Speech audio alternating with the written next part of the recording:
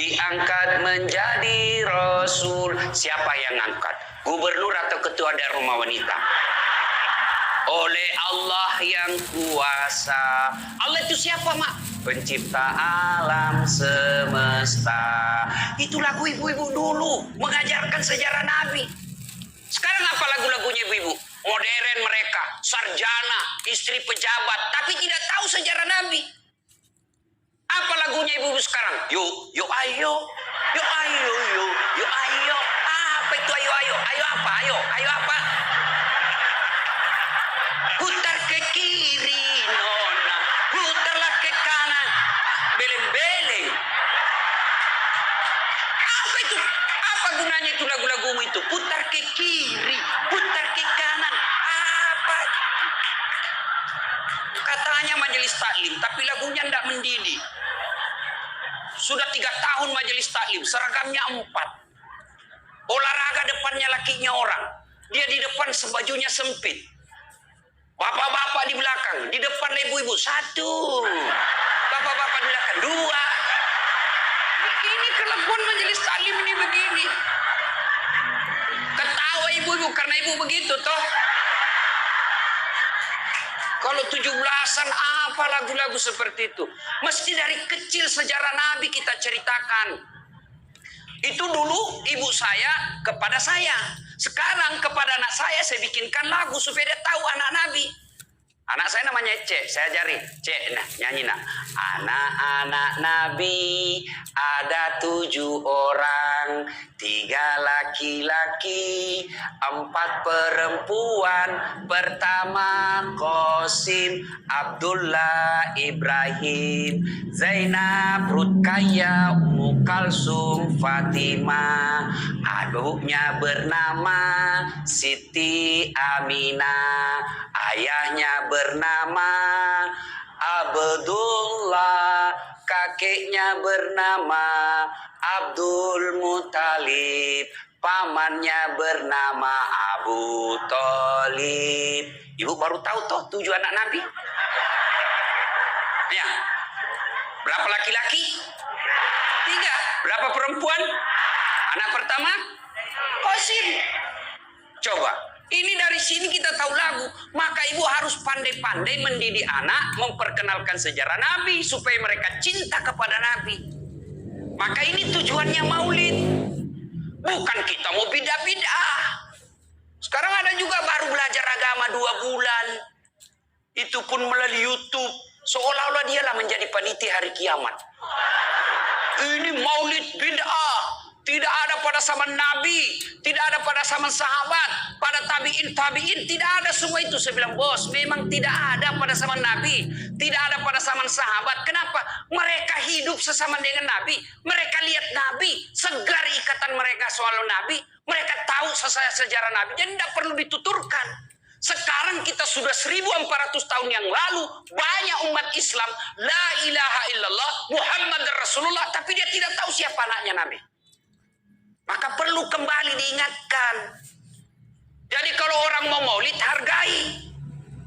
Jangan malah dibilang sesat. Masuk neraka, nenekmu punya neraka.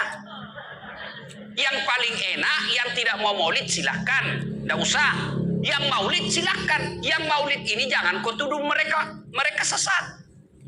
Ayo kita saling memuliakan, menghargai sesama muslim. Ya, ini 1 maulid. Yang kedua, ibu-ibu, bagaimana kita maulid ini bisa menjadi bawa pulang, diamalkan. Apa yang diamalkan? Ayo kita sejarah kisah-kisah Nabi saja dulu.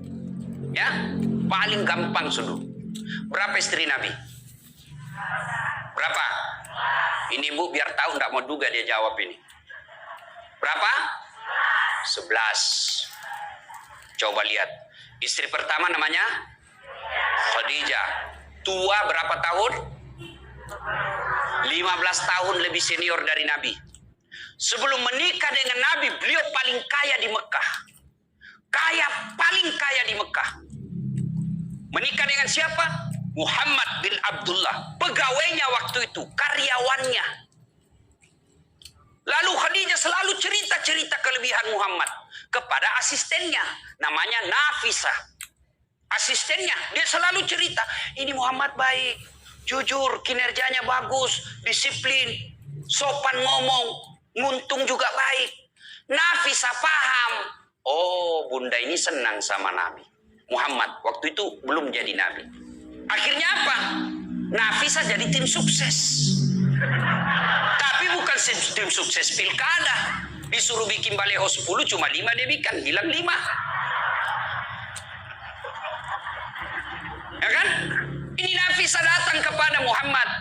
Muhammad, bagaimana kalau ada perempuan suka kamu? Alhamdulillah. Tapi ini perempuan lebih senior dari kamu. Tidak ada masalah. Lebih tua 15 tahun. Tidak ada masalah.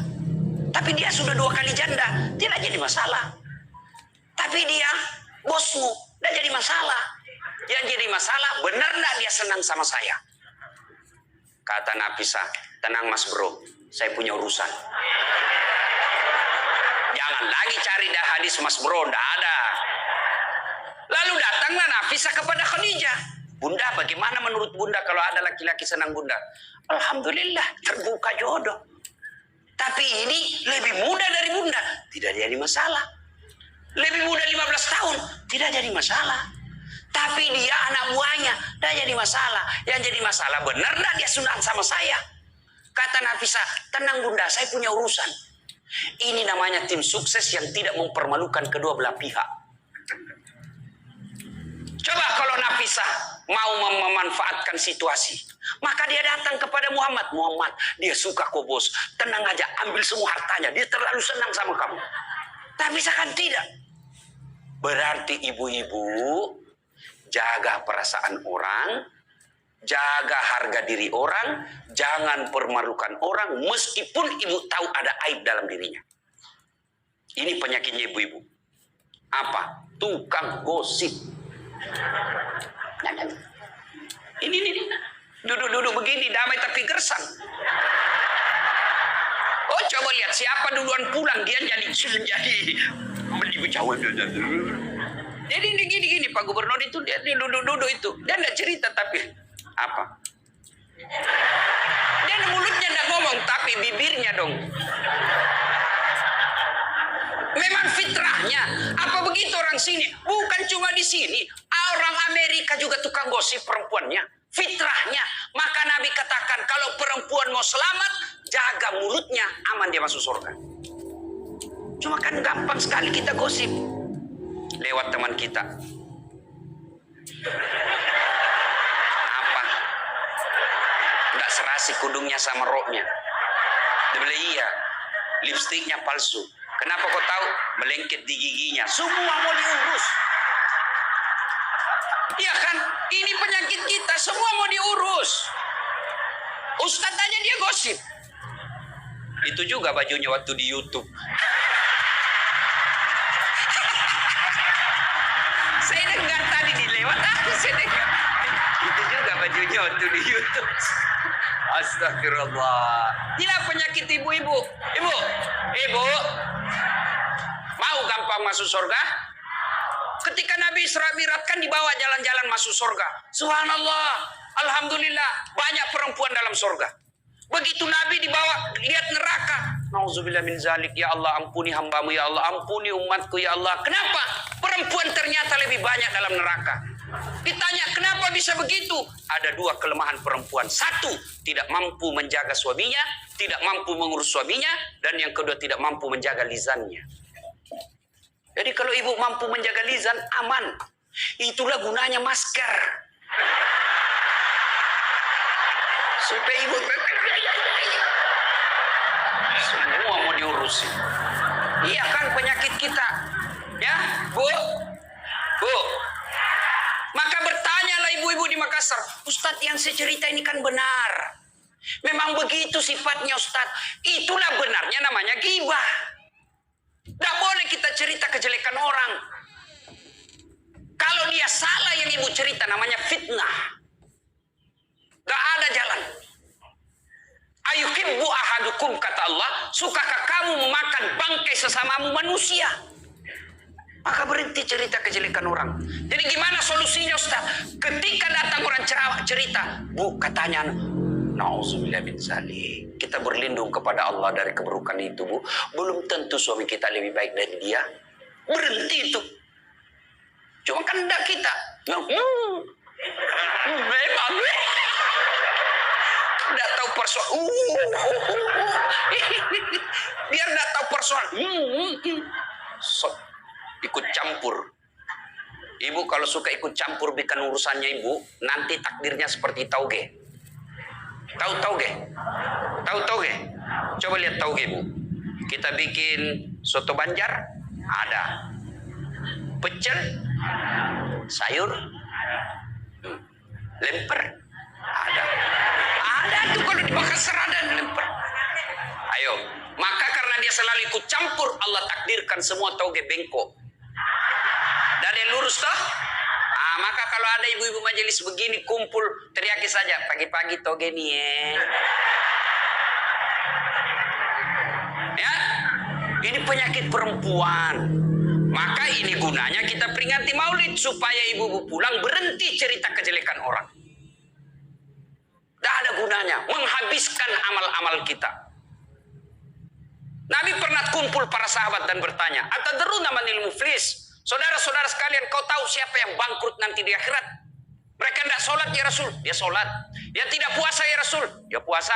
Yang tidak haji ya Rasul, dia haji. Yang tidak bayar zakat ya Rasul, dia zakat sedekah.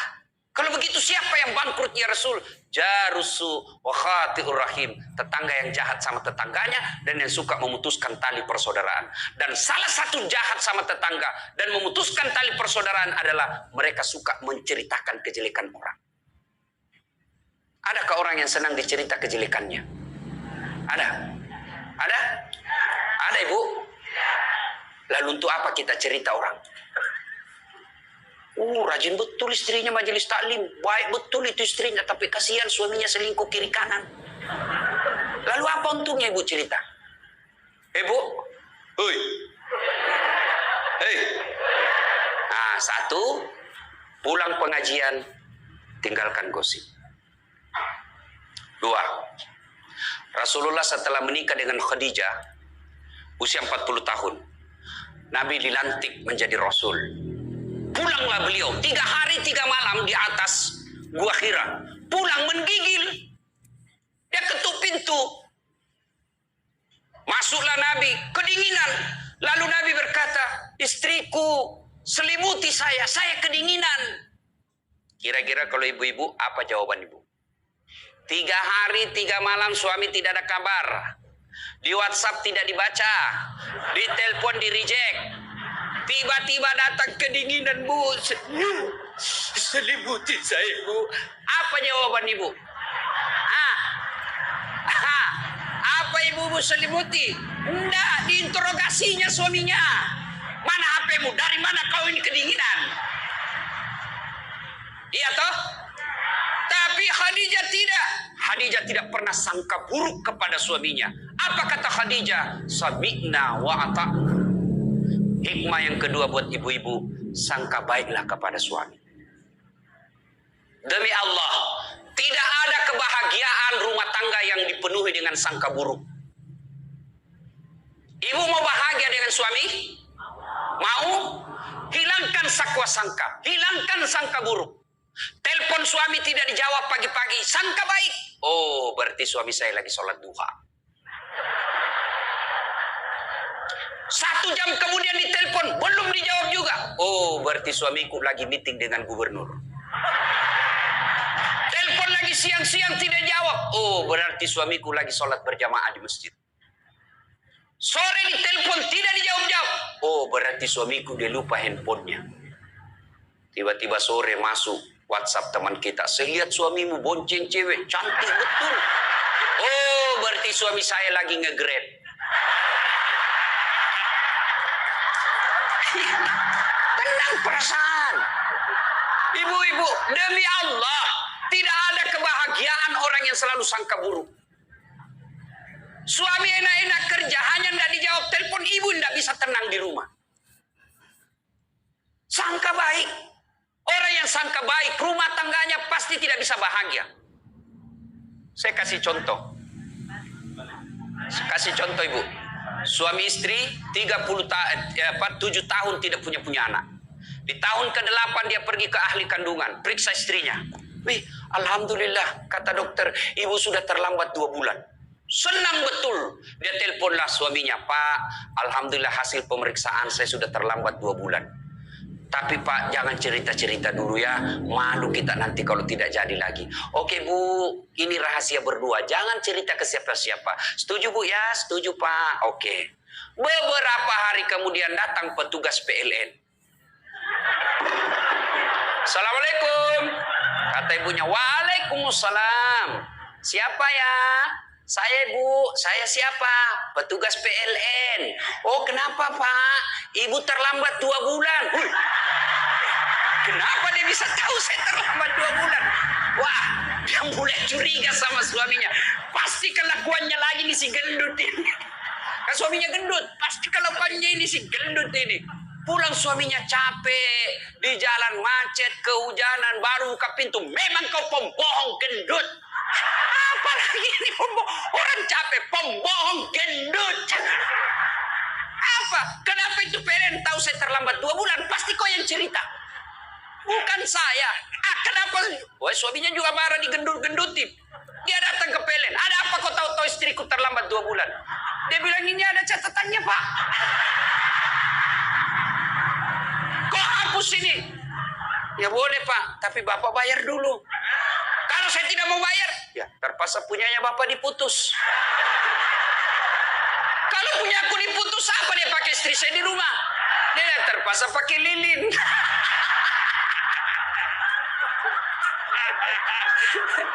Inilah bahayanya sangka buruk. Bu, lo Ibu, Bu, Salatullah salamullah ala toha Rasulillah. Salatullah salamullah ala Yasin Habibillah. Oleh-oleh kedua pulang maulid, hilangkan sangka